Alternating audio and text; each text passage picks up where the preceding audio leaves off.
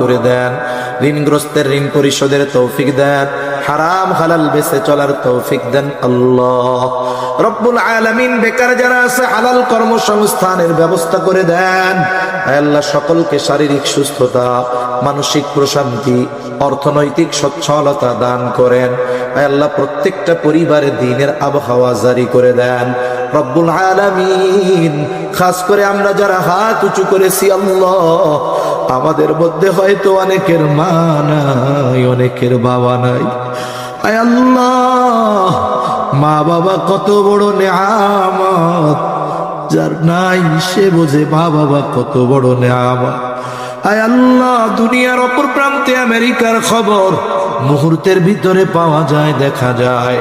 3 হাত মাটির নিচে ওই মুহাম্মতের মা বাবার কবরের খবর জানা যায় না, দেখা যায় না।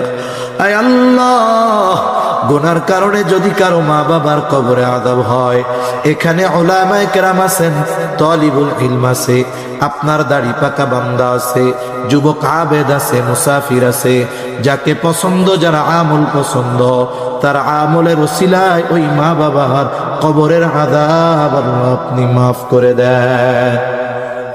কবরগুলো জান্নাতের টুকরো বানায় দেন। কিয়ামতের দিন হিসাব সহজ করে জান্নাতের ব্যবস্থা করে দিয়েন।